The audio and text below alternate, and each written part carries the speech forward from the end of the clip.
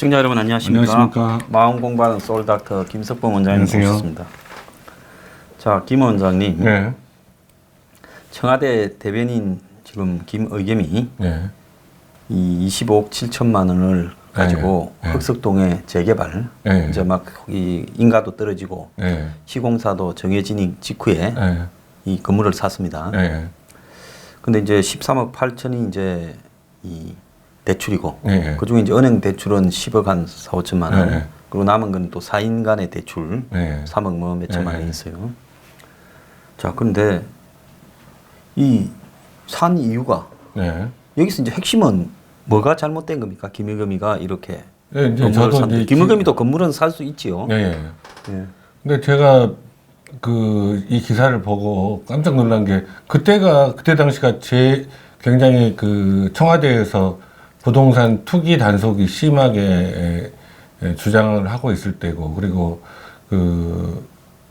지금 이 김의겸 대변인의 행태는 전형적인 부동산 투기거든요. 예. 그러니까 자기의 전 재산을 몰빵해서 한탕을 노리는 거지 않습니까? 그러니까 실제로 들어간 지 돈보다 그건 네. 12억도 안 되고 11억 9천인가 그러고 나머지 13억 뭐 한 8천만 원을 네. 은행에서 빌렸어요. 전 그러니까 재산을 지 재산보다 훨씬 많은 돈을 네.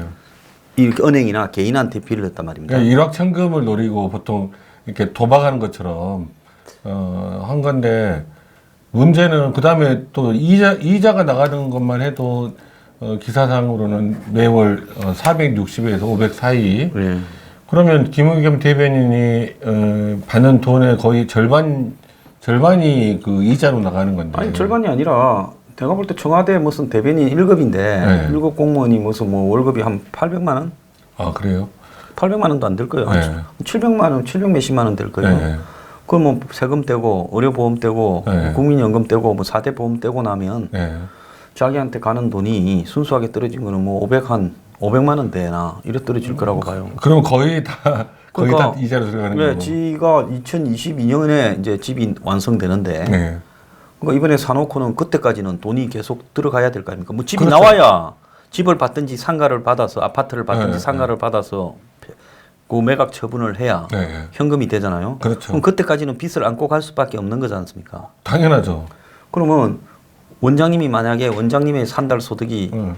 1,000만 원이다 하는데 한 900만 원을 은행에 이자로 갚으면 남은 100만 원으로 생활이 됩니까? 불가능하죠. 그러니까 이 사람은 2022년에 완공이 돼요. 네. 그럼 정권 끝날 때 완공이 돼요. 네. 그럼 지가 이 정권에서 5년 내내 네. 대변인을 하겠다는 겁니까?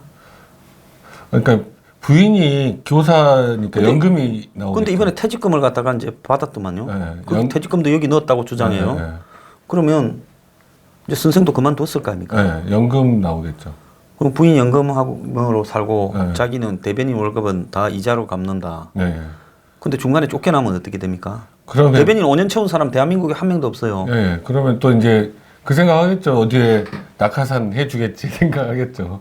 아, 그럴까요? 지금 계속 이 정권이 상식을 초월할 정도로 낙하산 잔치를 벌이고 있기 때문에 그런 것에 대한 걱정은 없을 것 같아요. 근데 이 사람이 하는 이야기는 네. 30년 가까이 전세 살아서 흑색도 건물이 투기가 아니다. 아니 전세 오래 살면 투기가 아닙니까? 그건 관계없는 이야기잖아요. 관계 없는 거고, 지금 한 행태가 그렇잖아요. 자기 전재산 플러스 전재산과 전재산을 더 넘어서는 금액을 용자를 받아서 한 가지 부동산에 몰빵하는 거, 이게 전형적인 투기의 모습이죠. 이 사람이 뭐 대변인 되고 등록한 재산 보니까 12억이더라고요. 네. 그 전세 살았다 하지만은 재산이 12억인 사람이 네. 나머지 내역은 잘 안 나오는데 네. 전세금이 8억 8천, 네. 뭐 또 무슨 상가가 지방에 뭐 5억 5,500만 원짜리 하나 있고 네. 그런데 전세를 살았다 하면서 이 사람이 재산이 12억이면 네. 그냥 돈이 없어서 전세 산 게 아니라 그런 거죠, 그냥 실제로. 뭐 뜻한 바가 네, 있어서 네. 전세 산 거 아닙니까? 그렇겠죠. 12억, 재산이 12억이 그 전부터 그 정도였고, 또 이 공직자 신고에는 이 공시지가로 신고를 하기 때문에 훨씬 더 낮게 평가되잖아요. 예. 그러니까 뭐 상가도 더 비싼데 더 낮게 평가가 됐겠죠. 그런데 이 참 기가 찬 게 이제 10억을 대출을 받았고 국민은행에 네, 네. 부인 명의로 네. 부인이 박모더만요. 네, 네. 그리고 이제 이렇게 4인간 대출이 3억 8천인가 뭐 있잖아요. 네, 네. 근데 그리고 또 그 전세금 받은 것도 있을 거예요. 그까지 다 포함한 거죠. 아 그래요? 전세금 받은 거, 네. 그다음에 산 건물에 네. 또 끼어 있는 네. 그 뭡니까 전세 보증금까지 네, 전세, 네. 다 안고. 전세 보증금. 네. 그러니까 그렇게 해서 네. 지금 나머지 네. 11억 9천이고 네. 이제 돈을 빌린 거는 13억 8천이고 네. 그렇게 됐더라고요. 그러니까 거의 3억 몇천을 그 사인에게 빌렸으면 그것도 또 감당이 쉽지 않을 것 같네요. 은행 이자보다는 비싸게 줘야 될 거니까 만약에. 자, 이 방송에 나갈 때쯤에는 이제 저희가 또 이 문제만 갖고 문제를 삼았을 거라고 보는데 네. 지금 건저당에 보면 네. 이 국민은행이 10억만 잡았어요. 네. 아 12억 12억 잡았어요. 12억 잡았겠죠. 잡았어요. 네. 12억이요. 네. 그러면 이 건물이 25억 7천인데 네. 다른 게 없어요. 네. 그러면 국민은행이 1순위로 12억 잡고 네. 그 3억 8천에 대해서도 한 5억 정도 그렇죠. 네. 누군가가 건저당을 잡아놔야 되는 거니까 네, 네, 그렇게 합쳐도 17억밖에 안 되잖아요. 네. 충분하잖아요. 그렇죠. 근데 그게 건저당이 없어요. 네. 그거 왜 없다고 봅니까? 그러니까 그게 이제 수수께끼네요.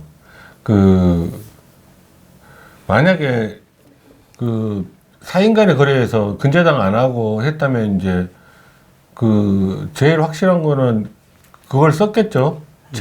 채권 채무 관계 그거를 썼을 텐데 그 자료는 우리가 요구할 수도 없으니까. 그래서 이제 네. 끼고 있는 네. 전세 보증금까지 하더라도 네. 총 16억이거든요. 네. 네. 그러니까 25억 7천이니까 네. 한 70%로 보더라도 네. 충분해요. 그러겠네요. 네. 그런데도 이걸 안 했더라고. 네. 건저당 설정을. 네. 그러면 사인간의 채무가 아니라 자기가 어디서 좀 벌어들인 돈이거나 네. 응? 받은 돈이거나 네. 그런 걸 그냥 해명이 불가능하니까 네. 아구가 안 맞는 돈은 그럴 사인간 채무로 했거나 그럴 수 사인간 있겠네요. 채무 같으면 이자를 주지 않았겠습니까? 그 이자 준 내역이 없으면 자기 거죠.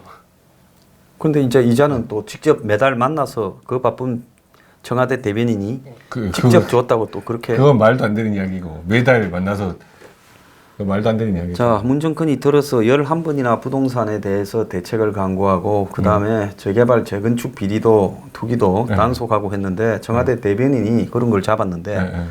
근데 보통 사람이면 인가가 작년 11월에 나오고 네. 재작년 네. 그 다음에 건설 이제 롯데건설이 네. 시공자로 5월달에 지정됐는데 네. 7월달에 사는 네. 그러면 그 사이에 돈을 준비해야 될 거 아닙니까? 그렇죠. 네. 예? 자기 돈이라 하더라도 그런데 이게 자기 전 재산이 10몇 억인데 26억 뭐 이 정도 되는 건물을 살려고 하는 거는 굉장히 리스크가 높잖아요. 부담이 되고 웬만한 보통 뭐 사람들은 저런 못하죠. 거는 이거 대변인 월급으로 네. 그냥 이자 나간다 생각하고 네. 먹고 사는 돈은 어디서 생긴다. 어. 뭐 이렇게 될 때나 가능한 거 아닙니까? 아 그래도 용기가 보통 안 날 것 같아요. 왜냐하면 갑자기 그 세계 경기가 안 좋다든지 우리나라 경제 상황이 안 좋아져서 갑자기 그 문제가 부동산이 생기면 만약에 폭락이 되면 그러면 완전히 거지 되는 거잖아요. 아 그럼요. 그럴 네. 때는 완전히 그냥 쪽박 차는 네. 일이 벌어지겠죠. 네. 자 그런데 이 투기꾼을 청와대 대변인으로 두고는 문정권은 부동산 투기 잡는다고 저렇게 큰 소리를 쳤습니다. 네. 근데 보통 사람이 저런 지역에 가서 거의 이제 다 돼서 네. 곧 이제 마무리되는 네. 부동산 재개발 딱지를 네. 저렇게 마지막에 살 수 있었을까? 그 이제 저 그 부동산에 대해서 잘 모르는데 그 진영 의원도 이번에 행안부 장관 그 추천된 진영 의원도 그 딱지를 그렇게 5억짜리를 사가지고 예, 그럼 5억 대출 받고 해가 26억이 됐던 거 같죠. 2배 이상에. 예, 그래서 참 타고난 사람들인데 한 번도 집을 안 샀던 전세를 살던 사람이 처음 산 집이 26억짜리 예? 재개발 건물이고 그럼 재개발 건물이 나중에 아파트나 50억 이상 되겠죠. 아파트나 상가로 한 50억 이상 아파트를 받아가거나 뭐 큰 아파트거나 안 그러면 두 채짜리나 상가나 이렇게 갖고 갈 거 아닙니까? 그러면 이제 더블치기를 한다는 거예요. 이건 도사 아닙니까? 어떻게 한 번도 집을 사고 팔지 않은 사람이 이런 걸 할 생각을 했을까요? 처음에 대부분은 전세 살던 사람이 첫 주택을 한다 하면 그냥 은행에 빚내고 있는 돈 털어서 네. 아파트 하나 자기 수준에 맞는 거 사는 게 그럴 수 있으면 좋은 거죠. 좋은 거죠. 네. 예. 참 대단합니다. 그래서 이렇게 노후 대비용이라는데 김의겸은 노후 대비를 확실하게 했네요. 확실하게 했죠. 근데 이제 잘못되면 문 닫는 거죠. 근데 뭐 청와대 대변인쯤 되면 밤에 통상적으로 네. 밥 먹자 술 먹자 하고 이건 천탁하러 오는 사람들이 줄을 쓸 거고 네. 그래서 한잔 하다가 뭐 좋은 건수 없나 내가 뭐 집을 하나 살라 하는데 아 이게 좋은 거 하나 있습니다. 어디 이게 있으니까 그걸 이렇게 하라고. 그래서 누가 이거 확실하게 컨설팅 해준 거 아니냐.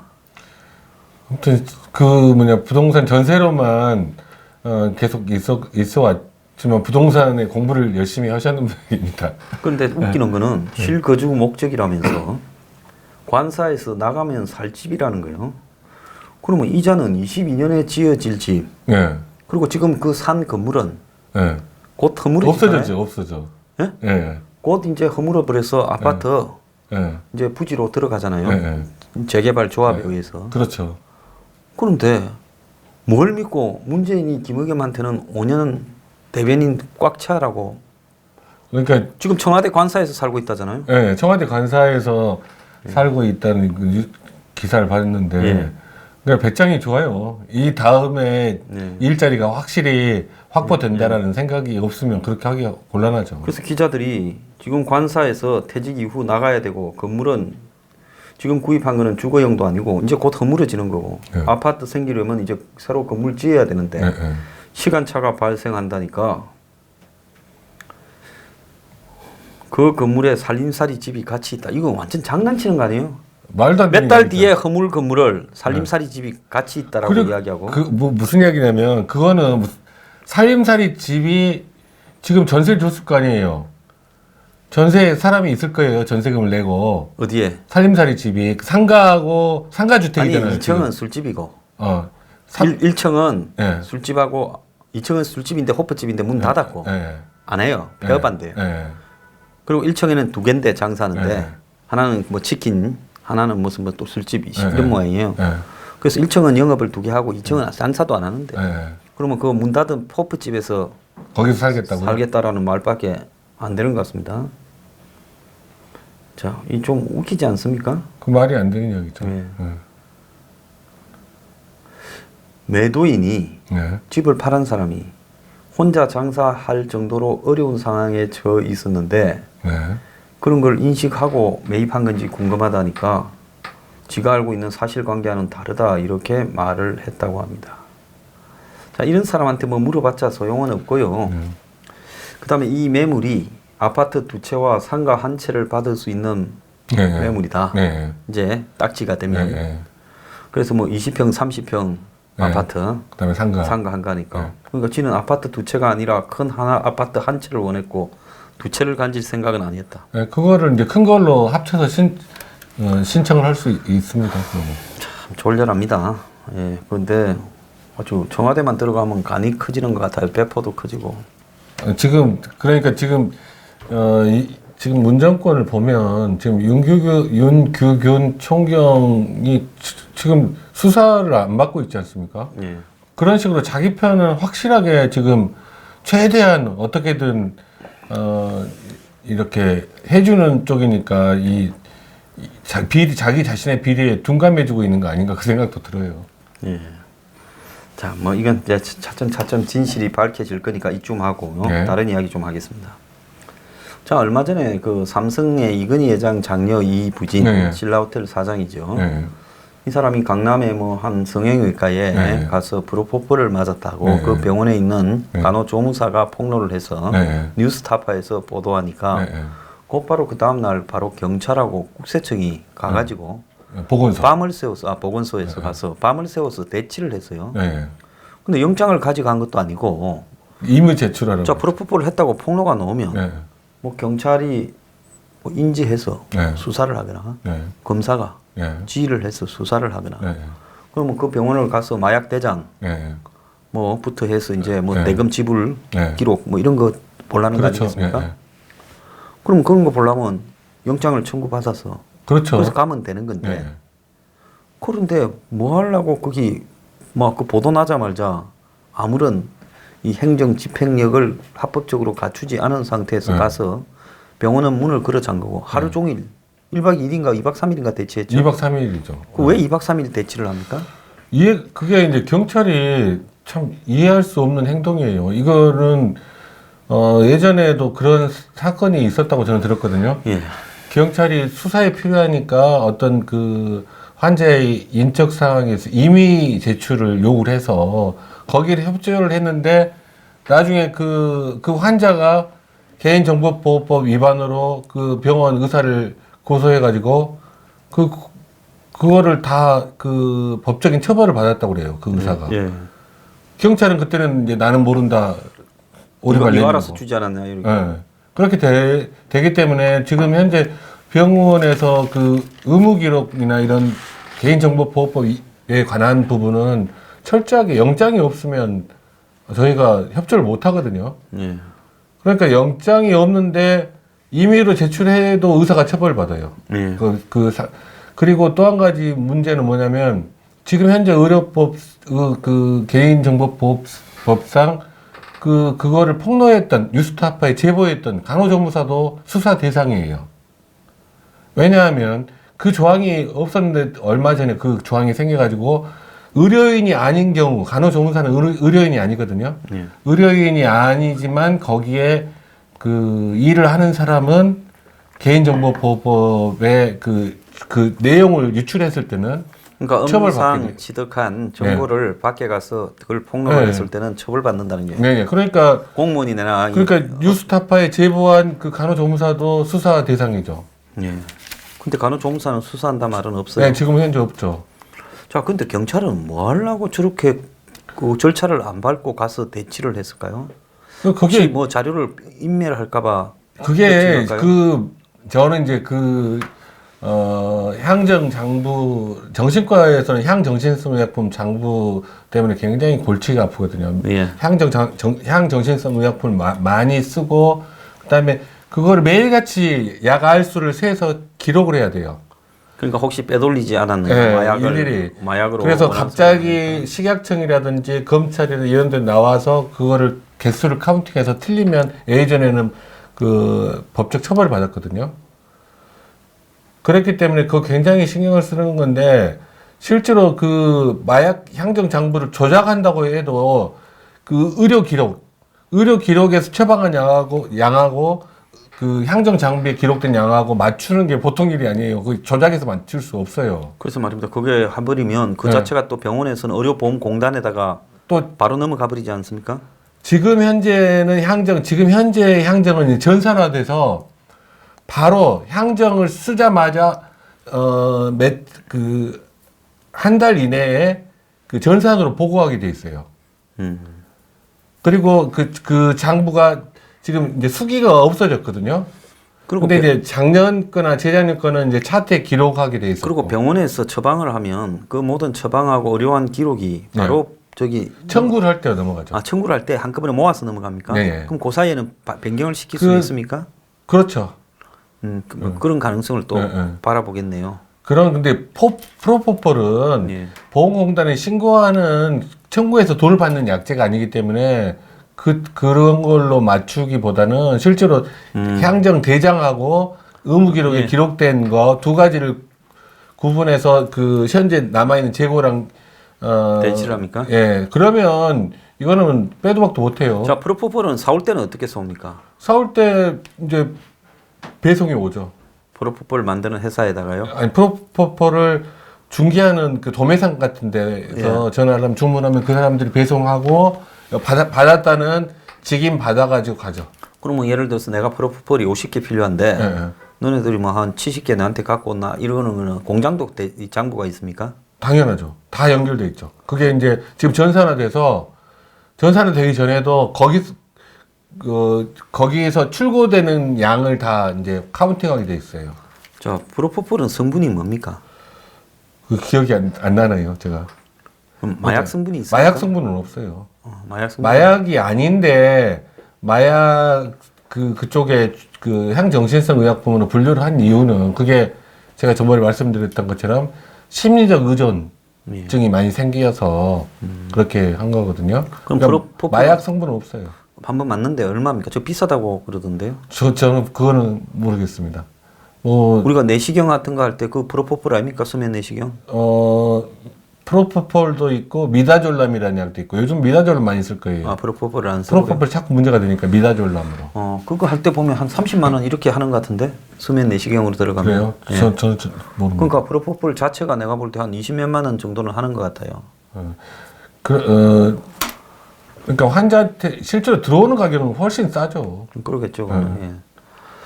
자, 그러면 상대가 지금 이 부진이기 때문에 저렇게 갑자기 서둘르지 않겠습니까? 저도 그렇게 느껴져요. 그러니까 보통 일반적으로 이런 상황이 뭐 경찰에 그 프로포폴 투약에 대한 제보가 왔다고 해서 이렇게 급습을 해서 영장도 없이 2박 3일간 대치하고 그러지는 않거든요.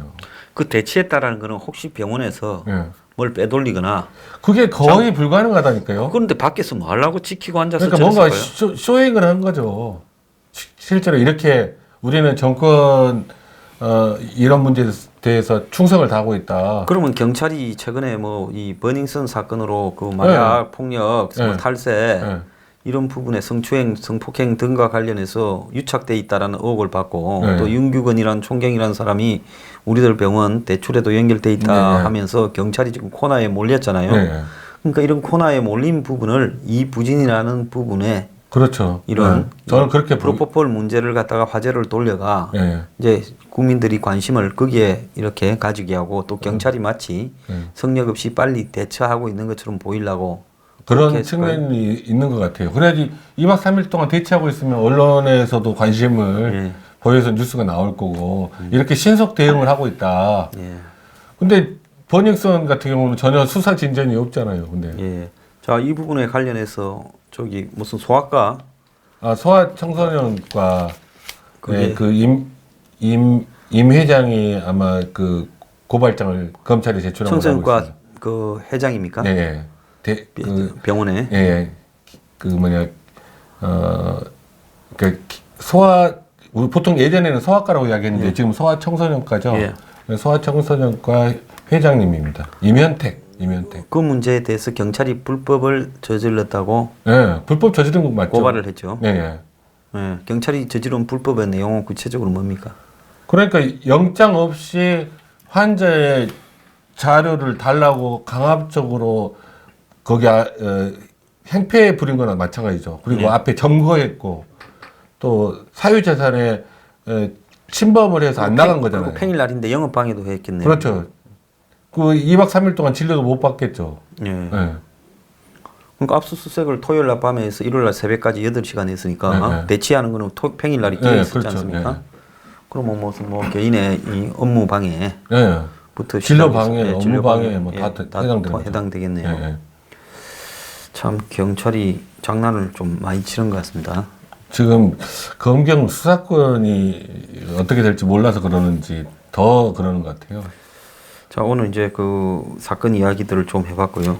윤회 부분에 대해서 뭐 이야기를 좀 해보겠습니다. 윤회라 그러면 뭐 죽어서 또 다시 태어난다는 거 아니겠습니까? 그런데 이제 기독교는 뭐 천당에 간다 이렇게 이야기를 하는데 불교에서는 이제 윤회라는 표현을 쓰는데 사람이 꼭 사람이 안 되고 뭐 개가 되기도 하고 돼지가 되기도 한다. 이렇게 육도 윤회한다 그러죠. 그렇게 말을 하지 않습니까? 그러니까 이제 윤회를 좁은 범위에서는 좁은 범위에서는 우리가 매일매일 윤회하는 걸로 생각을 할 수 있고요. 그러니까 잠을 자고 의식이 없이 잠을 자고 있을 때는 죽음이고 아침에 잠을 깨면 다시 태어난 거고 그렇게 볼 수도 있고요. 그다음에 어떤 좋은 것을 접했을 때는 행복한 마음, 또 나쁜 것을 접했을 때는 불행한 마음 이런 걸 자꾸 바뀌어 나가는 것도 윤회한다고 이야기를 하거든요, 불교에서. 그다음에 이제 우리가 제일 많이 이제 불교에서 이야기하는 게 죽은 다음에 지금 현재의 삶을 어떻게 살았느냐에 따라서 죽은 다음에 다시 태어난다. 그 이야기가 나오는데 그러니까 이제 저는 이제 그 이야기, 윤회라는 이야기를 하면서 꼭 우리가 생각을 해봐야 될 부분이 있어요. 우리가 제가 삶이라는 거는 우리가 매일같이 살아간다는 거는 실제로 불교에서는 연기라고 보거든요. 연기. 예. 그러니까 인연할 때 연. 예. 연에 의해서 조건에 의해서 일어난다. 그게 연기가 그렇잖아요. 조건이 변화하면 예를 들면 우리가 눈사람을 만들려면 어떻게 하죠? 눈이 와야죠 일단. 예. 기온이 춥고 눈이 와야 되고 그다음에 눈이 온 양이 눈을 뭉칠 수 있게 어느 정도 적당히 와야 되고 그다음에 그거를 이렇게 밀 수 있는 힘도 있어야 되고 그래서 눈사람이 완성이 되잖아요. 예. 근데 만약에 그 중에 그 조건 중에 한 가지라도 맞지 않으면 예. 눈사람을 만들 수가 없죠. 예. 근데 우리 하루하루의 일상이 예. 우리가 겪는 모든 일, 우리가 그 만나는 모든 사람이 예. 한 가지만 어긋나도 예. 그 일은 이루어지지 않잖아요. 그러니까 연기라는 게 모든 현상은 이런저런 네. 이유들이 다 합쳐져서 일어나는 네, 거고 네. 또 조건에 의해서. 조건이 없으면 결과도 없다. 뭐 네. 그런 게 연기되지 그러니까, 않습니까? 예. 내가 있어야지 너가 있고, 너가 있어야 내가 있고, 이런 것처럼 예. 그 서로 상대가 있어야지 있는 거지 그 각자의 자성은 없다는 거거든요. 예, 예. 그러니까 그런데 그러니까 인과론, 그러니까 원인이 있고 원인에 따라서 결과가 일어나는데 그 조건들이 만들어져야지 어떤 일이 벌어지거든요. 예. 그게 우리의 삶의 예. 삶이라고 하는 거는 조건의 흐름. 예. 뭐 어떻게 딱 단정 짓는 게 아니라 조건들의 흐름이다라고 삶을 볼 수가 있는데 윤회라는 거를 이제 그 부처님께서 석가모니 부처님께서 자꾸 강조를 하셨던 가장 큰 이유는 그때 당시에 인도에서는 윤회하는 거는 힌두교에서 그 100% 진리라고 생각을 했어요. 근데 이제 부처님도 석가모니 부처님도 자기가 전생을 보았다라는 장면들이 나오거든요. 전생이 확실하게 존재한다라는 거를 석가모니 부처님도 믿었던 것 같고요. 그래서 왜 우리는 그때 당시에 인도에서 원하는 건, 인도 사람들이 가장 원하는 거는 태어나지 않는 것. 안 태어나는 게 최고다 이거죠. 그러니까 이게 사는 게 고생이니까 인생이 네. 고해니까 인생이 고해니까 아예 안 태어나는 것을 목표로 수행을 하는 사람들이 힌두교, 불교의 소승불교에서 그렇게 나타나게 그러니까 된 뭐 거죠. 부처가 계시던 때가 지금부터 한 3,000년 전, 2,500년 2,500년 예, 전이잖아요. 예. 그러니까 그 전에 그 시대는 인도라는 그 시대는 네. 얼마나 고통스럽겠습니까? 사는 게 그렇죠. 사람이 네. 매일 전쟁이고 남 죽이고 뭐 먹고 살기 위해서 예? 네. 그냥 이 노력을 해야 되고 네. 뭐 농업을 본격적으로 할 때도 아니었을 거고 그 무슨 뭐 거의 철기 문화도 제대로 안 됐을 때 아니겠습니까? 그렇죠. 네. 그러니까 그런 시대에서 사람의 삶이라는 게 네. 굉장히 고해였으니까 그렇죠. 안 태어나려고 애를 썼는데 그러면 이렇게 윤회가 된다라는 거는 그는 아주 죄를 많이 지었기 때문에 윤회가 되는 거네요. 그게 이제 그 부분이 이제 석가모니 부처가 깨달음 중에 두 가지 깨달음이 제일 메인으로 이야기를 하거든요. 사성제, 네. 고집멸도. 예. 그러니까 고통이 있고 고통은 집착이 왜 생겨나고 집착은 멸할 수 있는 방법이 있고 그 방법은 팔정도다. 그게 고집멸도거든요. 그다음에 그 12연기를 이야기하셨어요. 12연기. 12연기는 제일 처음에 우리가 사람이 무명, 그러니까 어리석음 때문에 무명이 있어서 그다음에 거기서 행을 하고 행을 한 다음에 인식을 하고 이제 그런 식으로 쭉 연결이 돼서 다시 자기가 애착하는 게 생기고 애착하는 걸 취하게 되면 다시 생이 다시 나타난다. 그 원리를 알게 된 거거든요. 네. 그래서 다시 안 태어나는 방법은 무명이 명으로 밝아지면 지혜가 생기면 다시 안 태어난다는 거죠. 그러니까 지혜가 생기면 안 태어나게 되는데 제가 전번 주에도 말씀드렸던 것처럼 부처님이 강조하신 부분들이 결국은 아견, 아예, 아만, 아치 자아의식이 없어져야 된다는 거예요. 에고의식을 가지고 무슨 일을 하면 그게 다 우리 뇌에 재범무화. 뇌에 쌓여서 기억에 축적이 돼서 자기가 뭐를 소유하고 싶어 했던 거, 애착을 갖고 싶었던 거, 뭐가 좋았던 거, 이런 것들이 내가 했다라는 생각, 이거는 내가 이룩했다라는 생각, 이런 것들이 윤회를 일으킨다고 생각을 하신 거예요. 예. 그 그러니까, 자신에 대한 집착. 예, 자기가 실제로 우리가 불교에서 무아라고 하는 거는 잘 따져보면 전부 연기에 의해서 만난 거지 실제로는 고정적인 실체는 없잖아요. 예. 고정적인 실체는 없는데 고정적인 실체가 있다고 믿고 자기에 대해서 에고의식에 집착을 하게 되면 그게 다음 윤회를 하게 되는 그 에너지가 된다는 거죠. 예. 집착이 에너지로 윤회의 에너지가 된다. 네, 그러니까 불교에서 굉장히 중요한, 저는 그거에 굉장히 동의하는데 굉장히 중요한 게 죽는 순간이 굉장히 중요하다고 그래요. 죽을 때 바라는 것도 없이 내가 뭐를 했네, 내가 뭐를 못했네 이런 거 없이 편안하게 그저 잘 살아, 소풍 나왔다 잘 살고 간다라는 마음의 자세에 따라서 다음 가는 세상이 달라진다고 그러거든요. 그러니까 이게 굉장히 다르네요. 기독교는 죽음에 대한 두려움 때문에 천국이라는 개념을 맡아가지고 만들어가지고 착한 일을 하면 내세에서 천국을 가고 악한 일을 하면 지옥을 간다. 천국과 지옥 이야기를 하는 거고. 그렇죠. 그리고 기독교는 이제 좋은 데 가서 살아야 되겠다라는 욕망을 이야기하는 거고. 불교는 아예 그냥 죽어서 다음 생에 아무것도 안 나고 사라져버리는 거예요, 영혼이. 열반에 드는 거. 소멸되는 것이 최고고.